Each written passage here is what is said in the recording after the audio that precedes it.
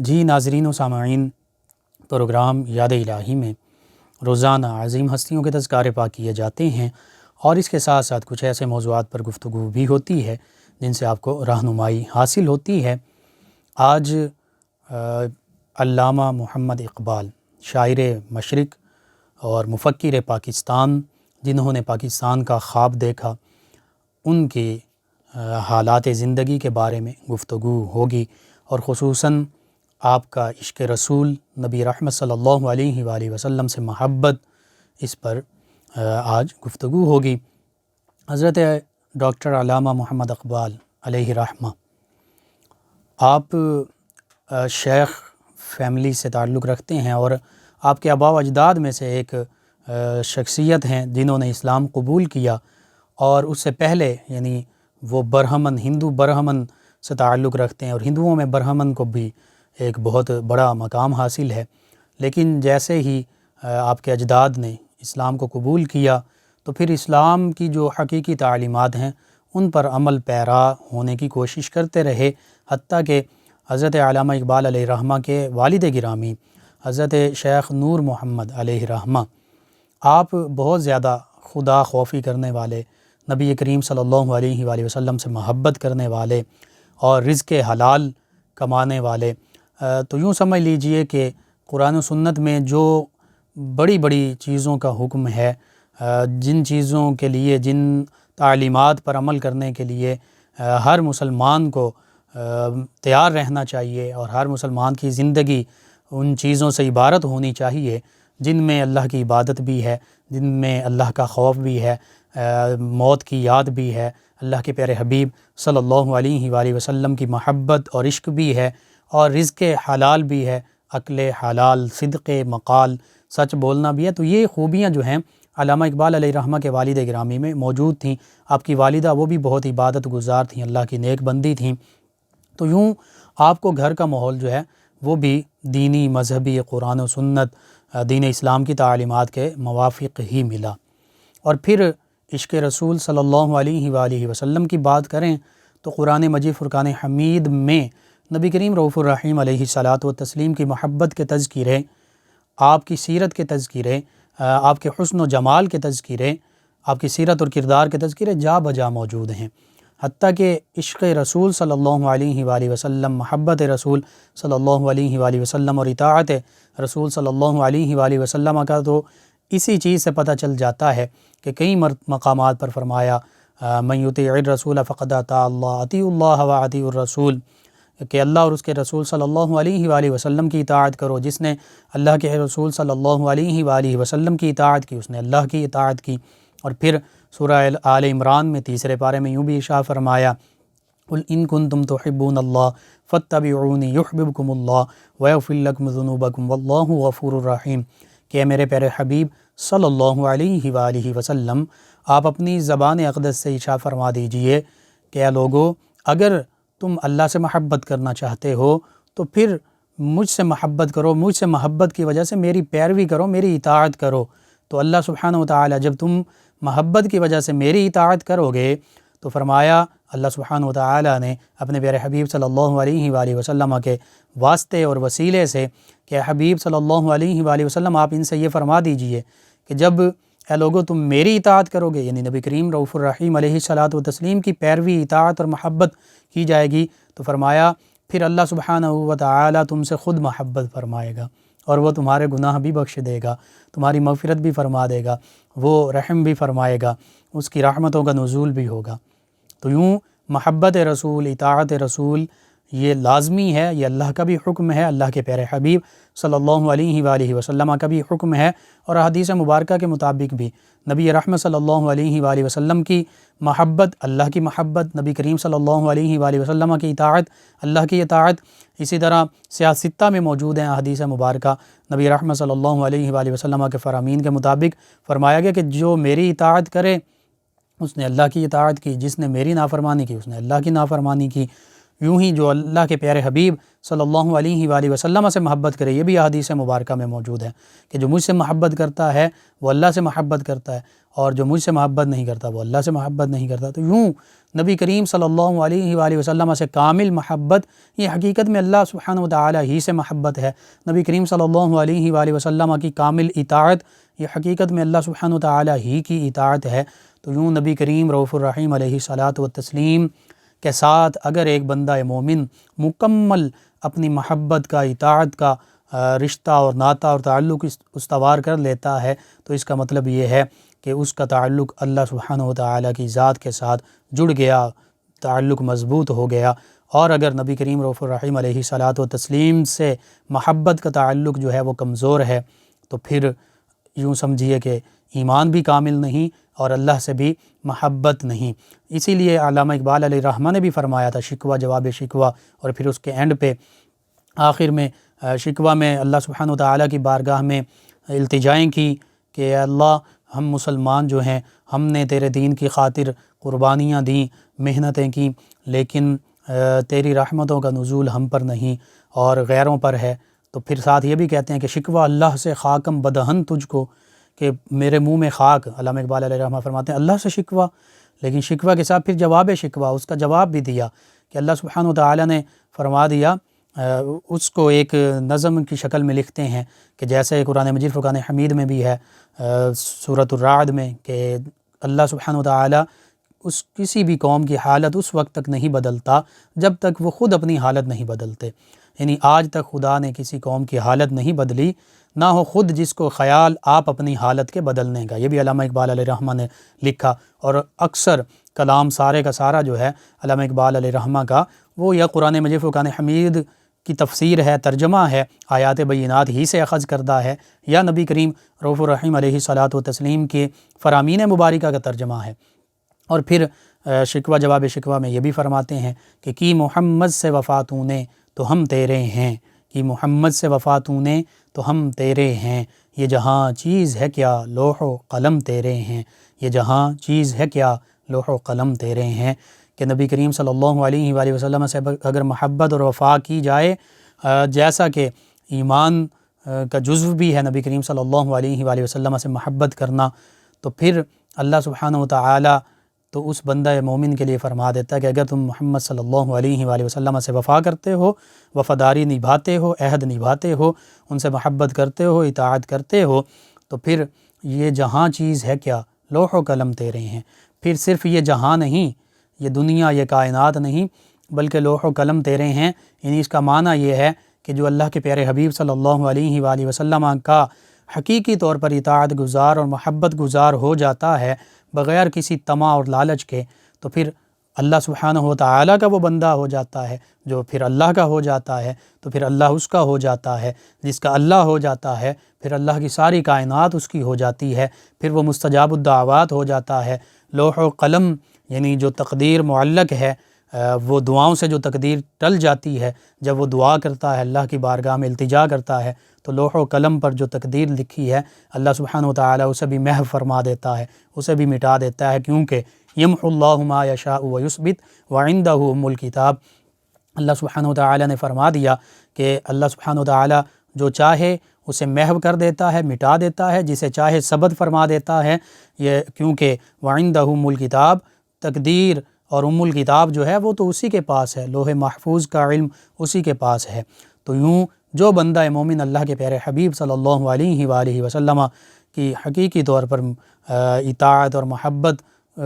شعار بن جاتا ہے، اس کی زندگی کا یہ شعار بن جاتا ہے، تو پھر اللہ سبحانہ وتعالی اسے یہ ساری طاقتیں عطا فرما دیتا ہے۔ اللہ سبحانہ وتعالی کی رضا اور خوشنودی اس کا مطمع نظر بن جاتی ہے، جس سے اللہ اور اللہ کے پیارے حبیب صلی اللہ علیہ وآلہ وسلم راضی ہو جائیں، اور پھر اللہ جس سے راضی ہو جائے، بندہ بھی اللہ سے راضی، اللہ کے حبیب سے راضی ہو جائے، تو پھر وہ بندہ مومن جو دعا کرتا ہے، جو مانگتا ہے، اللہ سبحانہ وتعالی اسے عطا فرما دیتا ہے، حتیٰ کہ اللہ سبحانہ وتعالی چاہے، وہ ہر چیز پر قادر ہے، وہ تقدیر کو محو بھی فرما دیتا ہے۔ اس کی جگہ پہ جو بندہ مومن دعا کر دے، اور ایسا کامل بندہ جو عشق رسول صلی اللہ علیہ وآلہ وسلم والا ہو، تو پھر اللہ سبحانہ وتعالی اس کی دعا کے مطابق تقدیر ثبت بھی فرما دیتا ہے۔ یہ عشق رسول کی جزا ہے۔ اور پھر عشق رسول کیا ہے؟ سورۃ المجادلہ 28واں پارہ، لا تجد قوما یؤمنون باللہ والیوم الآخر یوادون من حاد اللہ ورسولہ والمؤمنون ولو کان آباءہم ولو ابناءہم واخوانہم وعشیرتہم اولئک کتب فی قلوبہم الایمان وایدہم بروح منہ۔ تو فرمایا اس آیت کریمہ میں کہ اے میرے حبیب صلی اللہ علیہ وآلہ وسلم، اے مومنو، تم ایسی قوم نہیں دیکھو گے، ایسے لوگ نہیں دیکھو گے کہ جو اللہ اور اس کے رسول صلی اللہ علیہ وآلہ وسلم یوم آخرت پر ایمان بھی رکھتے ہوں اور پھر وہ ان لوگوں سے جو اللہ اور اس کے رسول صلی اللہ علیہ وآلہ وسلم کی مخالفت کرتے ہیں وہ ان سے دوستی نہیں رکھیں گے، ان سے دشمنی رکھیں گے۔ اور فرما دیا کہ اگرچہ وہ ان کے باپ دادا ہوں، ان کے آباء و اجداد ہوں، ماں باپ ہوں، ان کے بھائی ہوں، ان کے دیگر خاندان والے ہوں، ان کا کنبہ ہو، ان کا قبیلہ ہو، فرمایا مومن کی شان یہ ہے کہ جو اللہ اور اس کے رسول صلی اللہ علیہ وآلہ وسلم کی مخالفت کرتے ہیں، اللہ اور اس کے رسول صلی اللہ علیہ وآلہ وسلم کے احکامات کے برعکس لوگوں کو ابھارتے ہیں، اور اللہ اور اس کے پیارے حبیب صلی اللہ علیہ وآلہ وسلم کی محبت اور عشق ان کے دلوں میں نہیں ہے، فرمایا مومنین ایسے نہیں دیکھیں گے کہ جو ان کے ساتھ دوستی کریں، بلکہ وہ ان سے دوستی نہیں کریں گے، ان سے دشمنی رکھیں گے۔ پھر یہاں تک فرما دیا اگرچہ وہ ان کے قریبی رشتہ دار بھی ہوں، ماں باپ سے بڑھ کر کون ہو سکتا ہے، بہن بھائیوں سے بڑھ کر کون ہو سکتا ہے، اپنی فیملی سے بڑھ کر کون ہو سکتا ہے۔ تو اللہ سبحانہ وتعالی نے یہ سارے رشتے گنوا دی اور فرمایا کہ اگر اللہ اور اس کے رسول کے دشمن ہوں گے، چاہے یہ رشتے بھی ہوں، تو مومنین ان سے کبھی دوستی نہیں کریں گے، دشمنی رکھیں گے۔ اور پھر فرما دیا یہی تو وہ لوگ ہیں اولئک کتب فی قلوبہم الایمان، کہ جن کے دلوں میں اللہ سبحانہ وتعالی نے ایمان کو نقش فرما دیا ہے، ایمان منقش ہو گیا، ان کے دلوں میں ثبت ہو گیا ہے اور یوں پختہ ہو گیا ہے کہ ان کے دلوں سے ایمان نہیں نکل سکتا، اللہ اور اس کے پیارے حبیب صلی اللہ علیہ وآلہ وسلم کی محبت نہیں نکل سکتی، اگرچہ یہ رشتے ناتے اگر اللہ اور اس کے رسول کے خلاف ہوں تو یہ نکل جائیں گے، ان سے دوری اختیار ہو جائے گی، لیکن اللہ اور اس کے پیارے حبیب صلی اللہ علیہ وآلہ وسلم سے کبھی دوری نہیں ہوگی۔ علامہ اقبال علیہ رحمہ نے بھی انہی قرآن و حدیث کہ ان خوبصورت فرامین پر اپنی زندگی جو ہے اس کی بنیاد رکھی، عشق رسول میں ہمہ وقت محو رہے، حتیٰ کہ لوح بھی تو قلم بھی تو، تیرا وجود الکتاب، گنبد آبگینہ رنگ تیرے محیط میں حباب۔ فرما دیا کہ میرے حبیب صلی اللہ علیہ وآلہ وسلم آپ ہی تو لوح ہیں، آپ ہی تو قلم ہیں، یعنی اللہ سبحانہ وتعالی نے آپ کو یہ ساری عظمتیں، رفعتیں، شانیں عطا فرمائی ہیں کہ اللہ آپ کی رضا چاہتا ہے۔ جب آپ کی رضا اللہ سبحانہ وتعالی چاہتا ہے تو پھر لوح و قلم جو ہے وہ آپ ہی کے دعا اور آپ کی رضا کے مطابق اللہ سبحانہ وتعالی اس پر جو چاہے ہر چیز پر قادر ہے، وہ قدرت رکھتا ہے، ثبت فرما دے۔ جی ناظرین و سامعین، حضرت ڈاکٹر علامہ محمد اقبال علیہ رحمہ آپ کے تذکرے ہو رہے ہیں، اور خصوصاً عشق رسول صلی اللہ علیہ وآلہ وسلم کے حوالے سے آپ خود فرماتے ہیں کہ میرے والد گرامی بچپن میں بھی میں کوئی بھی کام کرتا یا وہ مجھے سمجھانا چاہتے، کسی بھی چیز کی تلقین کرنا چاہتے، دنیا کے معاملات، دین کے معاملات، زندگی گزارنے کا طریقہ جب بتاتے تو اس موقع پر قرآن کریم کی کوئی نہ کوئی آیت مبارکہ اس کو کوڈ کرتے، اس سے رہنمائی لیتے اور مجھے بھی بتاتے کہ اللہ نے یوں ارشاد فرمایا، یہ حکم دیا ہے، یا پھر نبی کریم صلی اللہ علیہ وآلہ وسلم کے فرامین مبارکہ، حدیث مبارکہ یا ان کی سیرت مبارکہ سے کوئی واقعہ، کوئی فرمان مبارکہ وہ مجھے بتاتے، اور یوں میری ترغیب جو ہے مجھے ترغیب دلاتے کہ یہ اللہ اور اس کے پیارے حبیب صلی اللہ علیہ وآلہ وسلم کا فرمان ہے، اس کے مطابق زندگی گزارنی ہے۔ اسی طرح فرماتے ہیں کہ بچپن میں بس غلطی سے ایک دفعہ یوں ہوا کہ ایک ایسا مانگنے والا، ایک سائل آیا، فقیر آیا، تو وہ بار بار مانگے جا رہا تھا، تو مجھے تھوڑا سا بچپن کا بھی عالم ہے تو مجھے تھوڑا سا غصہ آیا، تو میں نے اس کو جھڑک بھی دیا، کچھ برا بھلا کہا، جھڑک دیا، مارنے لگا۔ تو اس موقع پر میرے والد گرامی انہوں نے مجھے مخاطب کر کے فرمایا کہ اقبال، کل روز محشر مجھے اللہ کے پیارے حبیب صلی اللہ علیہ وآلہ وسلم کی بارگاہ میں یوں رسوا کرو گے کہ اگر یہ فقیر اللہ کے پیارے حبیب صلی اللہ علیہ وآلہ وسلم کی بارگاہ میں حاضر ہوا اور اس نے یہ سوال کر دیا کہ مجھ سے ایسا سلوک کیا گیا، تو پھر میں کیا جواب دوں گا کہ میں نے اپنے بیٹے کی کیا تربیت کی۔ یہ علامہ اقبال علیہ رحمہ کو تربیت اپنے والدین سے بچپن میں ملی تھی، اس وجہ سے علامہ اقبال علیہ رحمہ ان کے دل میں عشق رسول بھی تھا، قرآن مجید فرقان حمید کے ساتھ ان کو تعلق بھی تھا، محبت بھی تھی، اور ان کا مطالعہ ہمیشہ قرآن مجید فرقان حمید ہی رہتا، اس کا ترجمہ، تفاسیر، حتیٰ کہ عربی زبان آپ خود جانتے تھے، ایم اے عربی آپ نے کیا ہوا تھا غالباً، یا عربی میں آپ نے گریجویشن میں عربی جو ہے اس کو بڑے تفصیل سے پڑھا تھا، تو یوں عربی زبان بھی جانتے تھے، قرآن مجید فرقان حمید کو پڑھا تھا، جانتے تھے، اور نبی کریم صلی اللہ علیہ وآلہ وسلم کے فرامین مبارکہ بھی مد نظر تھے، سنتے بھی تھے، پڑھتے بھی تھے، سیرت مبارکہ کا مطالعہ رہتا تھا۔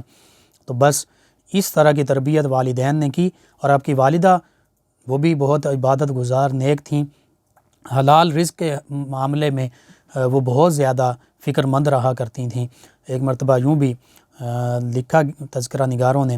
کہ کہیں سے بینک سے لون یا اس طرح کو کچھ معاملہ ہوا، تو علامہ اقبال علیہ رحمہ ان کی والدہ نے کہا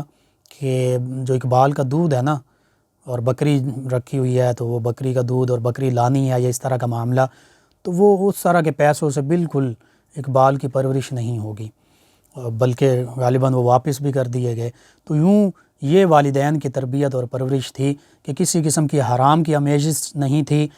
بچوں کو پالنے میں، ان کو کھانا کھلانے میں، ان کی دیگر سہولیات پہنچانے میں۔ اسی طرح ان کی تعلیم و تربیت کا سب سے بڑا ماخذ، منبع قرآن و سنت تھا۔ آج ہم دیکھتے ہیں ہمارے بچوں کو اس چیز کی بہت زیادہ ضرورت ہے۔ کہیں بھی جو سائنسی علوم یا دیگر علوم منع نہیں ہیں، بالکل پڑھائیے۔ علامہ اقبال علیہ الرحمہ نے فلسفہ بھی پڑھا، جو وکالت ہے،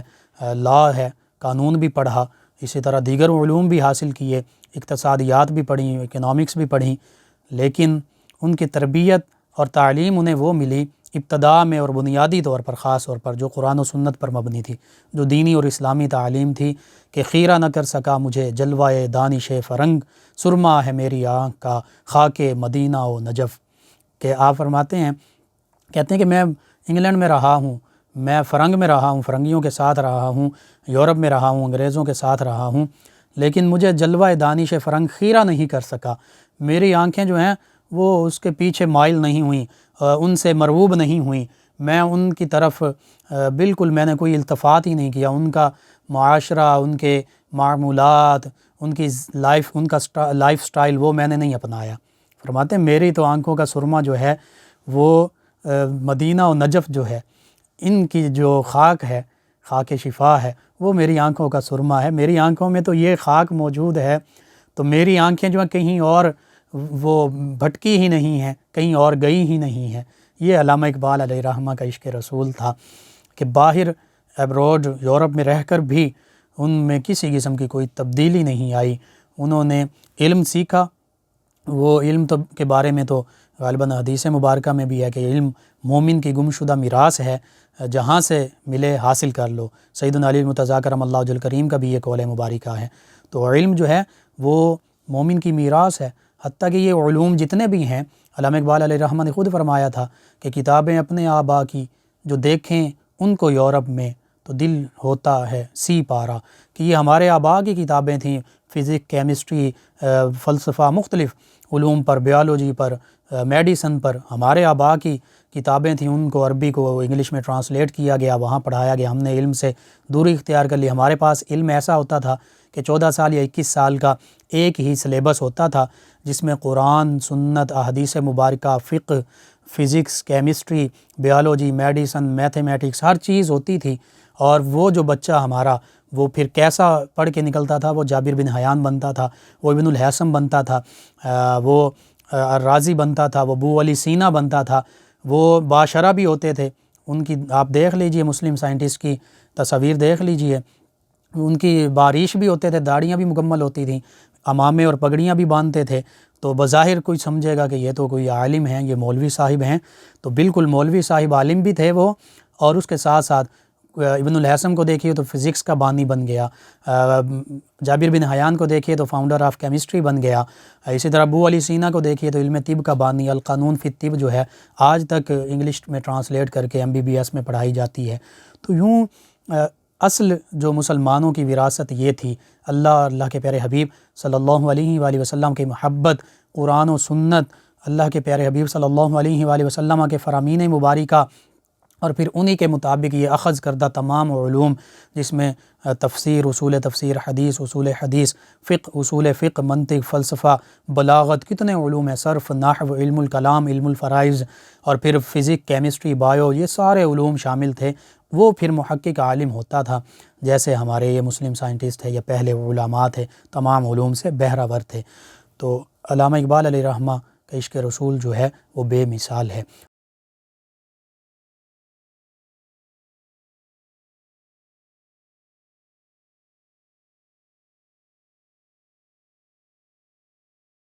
ناظرین و سامعین، اس دوران ہمیں جوائن کیا ہے فرزانہ صاحبہ نے، افتخار ڈوگر صاحب ہیں، اور ان کے ساتھ دیگر ان کے غلام رسول ڈوگر صاحب ہیں، اور غلام حسین ڈوگر صاحب ہیں، احمد صاحب ہیں، فاطمہ صاحبہ، زینب صاحبہ، چک نمبر 208 سے کہتے ہیں کہ مفتی صاحب آپ کا پروگرام بہت اچھا ہوتا ہے، میں پہلے دن سے آپ کا یہ پروگرام سنتا ہوں، جی شکریہ، اور سلام بھی کہا، وعلیکم السلام۔ ناظرین و سامعین، کے علاوہ ہمیں جوائن کیا ہے ہمارے لسنر ہیں غلام صابر صاحب، اور یہ کہتے ہیں کہ میرے اور میری بیوی بچوں کی طرف سے لقمان صاحب آپ کو اور تمام سننے والوں کو السلام علیکم، جی وعلیکم السلام، اور کہتے ہیں ماشاء اللہ بہت بہترین پروگرام ہے، اور سوال پوچھا کہ کہتے ہیں کہ میری بیوی کی کزن ان پہ 14 سال سے جنات کا سایہ ہے، کیسے چھٹکارا مل سکتا ہے، کوئی وظیفہ بتا دیں۔ جی میں عرض کرتا ہوں، ایک تو سورہ بقرہ گھر میں پڑھی جائے، یہ ہر قسم کے جنات عصیب کے سائے کے لیے بھی، خیر و برکت کے لیے بھی، تمام دینی دنیاوی برکات کے لیے 40 دن تک کم از کم پڑھی جائے، اور اس کے ساتھ ساتھ سورہ فاتحہ، آیت الکرسی اور چاروں قل، یہ 7 مرتبہ، اول آخر 11 مرتبہ درود پاک پڑھ کر صبح و شام ان پر دم بھی کیا جائے، پانی پر دم کر کے وہ بھی پلایا جائے۔ سورہ بقرہ بھی جب پڑھ لی تو وہ بھی دم کر کے پانی پلا سکتے ہیں، اور اس کے ساتھ میں یہ عرض کروں گا کہ 1000 مرتبہ درود تنجینا مل بیٹھ کر پڑھ لیجئے، اسی نیت سے کہ اللہ سبحانہ و تعالی اس آسیب سے نجات عطا فرما دے اور خیر و برکت عطا فرما دے۔ انشاءاللہ اللہ سبحانہ و تعالی اپنے پیارے حبیب صلی اللہ علیہ وآلہ وسلم کے تصدق سے ان مشکلات اور پریشانیوں سے، آسیب سے نجات عطا فرمائے گا۔ ناظرین و سامعین، کے علاوہ ہمیں جوائن کیا ہے جنید صاحب نے، اور یہ کہتے ہیں السلام علیکم، جی وعلیکم السلام، کہتے ہیں بھائی غسل کے بعد وضو کرنا ضروری ہے؟ جی اگر شرعی طریقے کے مطابق جو ہے غسل کے فرائض، ان کے مطابق آپ نے غسل صحیح طریقے سے کر لیا تو پھر وضو کی ضرورت نہیں ہے، لیکن اگر وضو کر بھی لیں، وضو پر وضو یا غسل کے بعد بھی وضو، تو یہ بھی باعث اجر و ثواب ہے، منع بھی نہیں ہے، کیا بھی جا سکتا ہے، لیکن جب اگر آپ نے صحیح فرض کے مطابق غسل جو ہے صحیح طریقے سے کر لیا ہے تو پھر وضو کی ضرورت نہیں ہے۔ فضل عباس صاحب نے ہمیں جوائن کیا، ثقلین صاحب نے جوائن کیا، یہ کہتے ہیں کہ آپ کا پروگرام اور آپ کی آواز بہت اچھی ہے، جی شکریہ آپ کا۔ ثقلین صاحب کہتے ہیں غسل کا طریقہ، جی غسل میں 3 فرض ہیں، اس میں سب سے پہلا یہ ہے کہ حلق میں پانی جو ہے غرارے کرنے ہیں، حلق میں پانی لے جانا ہے، یعنی صحیح طریقے سے، اور پھر اس کے بعد ناک میں پانی چڑھانا ہے، اور ناک کی نرم ہڈی تک، یہ ناک کا بانسا جسے کہتے ہیں، اور پھر تیسرا فرض یہ ہے کہ پورے جسم پر پانی بہانا ہے اس طریقے سے کہ بال برابر جگہ بھی جو ہے وہ خشک نہ رہے۔ یہ تو 3 فرائض ہیں، اگر یہ آپ نے سر انجام دے دیے تو آپ کا غسل جو ہے وہ ہو گیا، پاکی حاصل ہو گئی۔ ہاں اگر ناپاکی وغیرہ لگی ہوئی ہے تو سب سے پہلے ضروری یہ ہے کہ وہ ناپاکی جہاں لگی ہے اس کو دھویا جائے، پھر ہاتھ وغیرہ دھو کر وضو کرنا چاہیں وضو بھی کر سکتے ہیں، اور پھر غسل کے یہ 3 فرائض یہ لازمی ہیں، ناپاکی جو ہے اس کو دور کرنا، اور پھر غسل کے 3 فرائض جو ہیں ان کو مکمل طور پر انجام دینا۔ تو اگر یہ آپ کام کر لیتے ہیں تو انشاءاللہ غسل جو فرض ہے یا واجب ہے یا جو ضروری ہے پاک ہونے کے لیے، وہ آپ کا غسل مکمل ہو جائے گا۔ آصف علی صاحب ہیں، کہتے ہیں السلام علیکم، جی وعلیکم السلام، کہتے ہیں پروگرام بہت اچھا ہے، شوگر کا علاج بتا دیں۔ جی میں عرض کرتا ہوں، دیسی علاج یہ ہے کہ فریش پتے جو ہیں، تازہ پتے میتھی کے لیں اور ان چھنے آٹے میں ان کو مکس کر دیں، اور پھر اس ان چھنے آٹے اور تازہ پتے جو میتھی کے ہیں ان کو مکس کرنے سے جو بنا ہے آٹا، اس سے صبح ناشتے میں روٹی بنا کر کھائیں، انشاءاللہ اللہ سبحانہ و تعالی نے چاہا تو آپ کی شوگر جو ہے کنٹرول ہو جائے گی۔ اور وظیفہ اس کے لیے یہ ہے کہ سورہ بنی اسرائیل کی آیہ مبارکہ غالباً 80 ہے، 15ویں پارے میں ہے، سورہ اسراء بھی کہتے ہیں اس کو، آیت مبارکہ 80، وقل ربی ادخلنی مدخل صدق واخرجنی مخرج صدق واجعل لی من لدنک سلطانا نصیرا۔ اس کو 41 مرتبہ یا 111 مرتبہ روزانہ پڑھیے، پانی پر دم کر کے وہ پانی پی لیجئے، انشاءاللہ اللہ سبحانہ وتعالی شفا عطا فرمائے گا۔ ناظرین و سامعین، ان کے علاوہ ہمیں جوائن کیا ہے عبد الباسط صاحب نے، کہتے ہیں السلام علیکم۔ جی وعلیکم السلام۔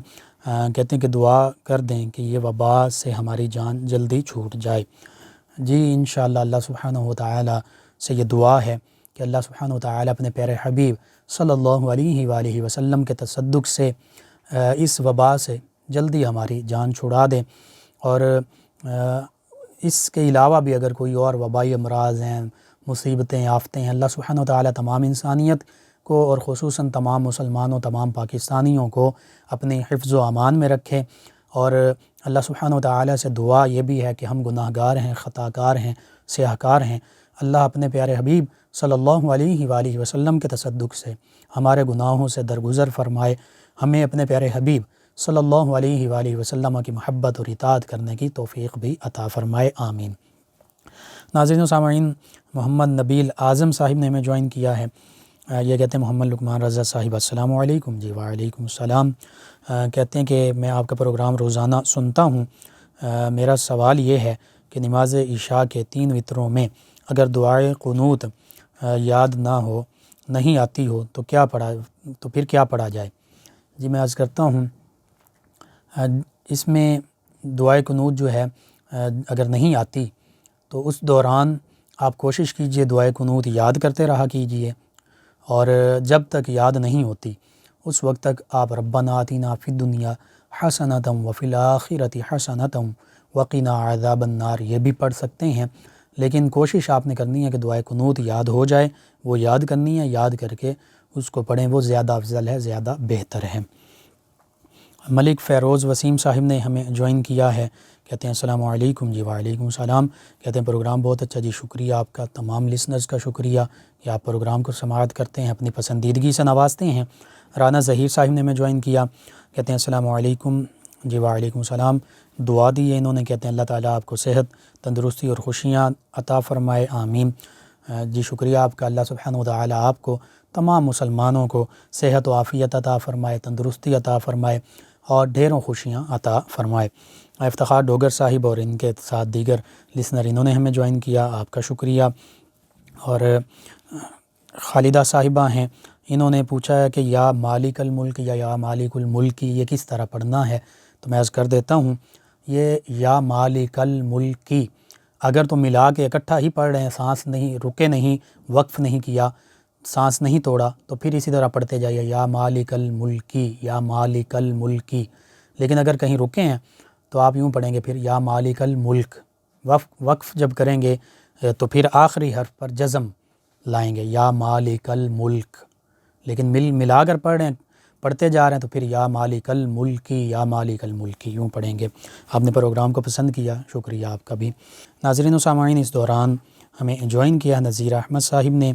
یہ کہتے ہیں پروگرام بہت اچھا ہے، دعا کا بھی کہا، دعا کی بھی ہے، جی شکریہ آپ کا۔ اشفاق خان صاحب ہیں،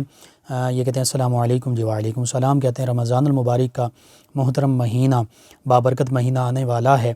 اللہ سب کے لیے آسانیاں پیدا فرمائے اور سب سننے والوں کو رمضان المبارک کے مہینے کی مبارک ہو۔ جی خیر مبارک بھی، اور انشاءاللہ بالکل آپ کی دعا اللہ سبحانہ وتعالی قبول فرمائے، سب کے لیے آسانیاں پیدا فرمائے۔ خالد گلزار پوری صاحب ہیں مصطفیٰ آباد سے، کہتے ہیں پروگرام بہت اچھا ہے، اللہ تعالیٰ آپ کو خوش رکھے، آمین۔ جی شکریہ آپ کا بھی، اللہ تعالیٰ آپ کو، تمام مسلمانوں کو خوشی خوشحالی عطا فرمائے۔ آصف صاحب ہیں، کہتے ہیں السلام علیکم۔ جی وعلیکم السلام۔ کہتے ہیں پروگرام بہت اچھا ہے، جی شکریہ آپ کا، تمام لسنرز کا شکریہ۔ اور ہمارے لسنر ہیں عبد المنان صاحب، کہتے ہیں السلام علیکم مفتی صاحب۔ جی وعلیکم السلام۔ کہتے ہیں سفر کی نماز کتنے فاصلے کے بعد پڑھنی ہوتی ہے اور نماز پڑھنے کا طریقہ؟ جی طریقہ یہی عام معمول کے مطابق ہے، لیکن 92 کلومیٹر کے بعد، اور اگر 15 دن سے کم آپ کا 15 دن سے زیادہ رہنے کا ارادہ ہے تو پھر، اور اس میں یہ ہے پڑھنے کا طریقہ یہ ہے کہ جو 4 فرائض والی نماز ہے 4 رکعات والی، جیسے ظہر، عصر اور عشاء، وہ 2 پڑھیں گے، فجر 2 ہی رکعات پڑھیں گے، اور مغرب میں 3 پڑھیں گے۔ ہاں اب اس میں جب سفر میں ہیں تو 7 وطر اور سنتیں پڑھنا واجب، اور سنتیں یہ پڑھنا بھی ضروری ہیں۔ صرف اس حالت میں اگر آپ یہ سمجھتے ہیں کہ گاڑی پہ جا رہے ہیں تو گاڑی کا ٹائم زیادہ نہیں ہے، تو اس طرح کا اگر کوئی شرعی مجبوری ہے تو پھر وطر یا سنتیں جو ہیں واجب اور سنتیں چھوڑ سکتے ہیں، ورنہ عام طور پر یہ مشہور بھی ہے کہ وطر یا سنتیں نہیں پڑھنی، نہیں، وطر اور سنتیں بھی پڑھنی ہوتی ہیں۔ فرائض جو فرض ہیں ان میں قصر ہے، ان میں کمی ہوتی ہے۔ حسنین صاحب ہیں چیک نمبر 24 سے، کہتے ہیں مفتی صاحب نکاح کے بعد لڑکا اور لڑکی فون پر بات کر سکتے ہیں یا نہیں، اور کہ ابھی ان کی رخصتی اگر نہ ہوئی ہو تو؟ اس بارے میں یہ عرض کر دوں، نکاح ہو گیا تو وہ میاں بیوی ہیں، اس میں کوئی شک نہیں ہے شرعی طور پر، لیکن چونکہ آپ نے ساتھ یہ بتایا کہ رخصتی نہیں ہوئی، تو پھر اس میں کچھ عرف عام اور کچھ معاشرتی معاملات بھی ہوتے ہیں، معیوب اگر سمجھا جاتا ہے تو بہتر یہی ہے کہ بات نہ کی جائے۔ ہاں کوئی اگر بہت ضروری معاملہ ہے تو وہ ڈسکس کیا جا سکتا ہے، اس پر بات کی جا سکتی ہے، لیکن عام طور پر جو گفتگو طویل یا اس طرح کے معاملات وہ نہ ہوں تو زیادہ بہتر ہے، لیکن بات کی جا سکتی ہے کیونکہ اب یہ شرعاً میاں بیوی ہیں۔ خالدہ صاحبہ نے کہا یا مالک الملک جو ہے یہ کتنے دنوں تک پڑھنا ہے؟ جی گمشدہ چیز کے لیے یا جو آپ نے معاملہ بتایا پیسوں کی وصولی، پیسے واپس آپ نے کسی سے لینے اپنے، تو جب تک نہیں ملتے آپ پڑھتے رہا کیجئے، اللہ کی رضا کے لیے پڑھتے رہیں، انشاءاللہ اللہ تعالیٰ ہی اسباب پیدا فرمانے والا، 10,000 مرتبہ روزانہ پڑھنا ہوتا ہے۔ تو ناظرین و سامعین، آپ کے جو سوالات کے جوابات عرض کیے جاتے ہیں، وظائف بتائے جاتے ہیں، آپ ہمارے یوٹیوب چینل یاد الہی سے ان کو ڈاؤن لوڈ کر کے دیکھ سکتے ہیں، سن سکتے ہیں، رہنمائی حاصل کر سکتے ہیں۔ اس کے لیے ہمارے یوٹیوب چینل یاد الہی یعنی YAAD_ELAHI یوٹیوب چینل یاد الہی کو سبسکرائب بھی کیجئے، لائک بھی کیجئے، کمنٹس بھی کیجئے۔ علامہ اقبال علیہ الرحمہ آپ کے عشق رسول کے کئی واقعات ہیں، نبی کریم صلی اللہ علیہ وآلہ وسلم کا اسم مبارکہ آتا رونے لگ پڑتے، جیسے جیسے آپ کی عمر گزرتی گئی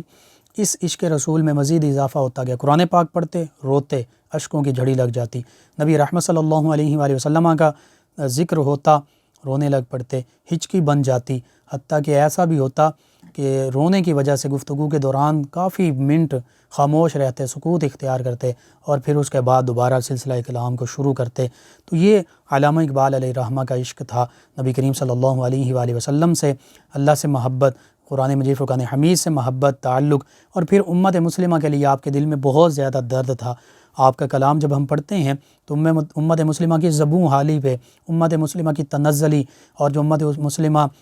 ظلم کا شکار ہے، تنزلی کا شکار ہے، اس پر کڑتے تھے، روتے تھے، اور امت مسلمہ کے لیے کئی اشعار بھی لکھے، ان کے لیے چاہتے تھے کہ اللہ تعالیٰ انہیں دوبارہ اوج کمال عطا فرما دے۔ بس اللہ سبحانہ و تعالیٰ سے دعا ہے اللہ تعالیٰ اپنے پیارے حبیب صلی اللہ علیہ وآلہ وسلم کے تصدق سے تمام امت مسلمہ کو اوج کمال عطا فرمائے، دینی، دنیاوی، اخروی تمام بھلائیاں عطا فرمائے، آمین۔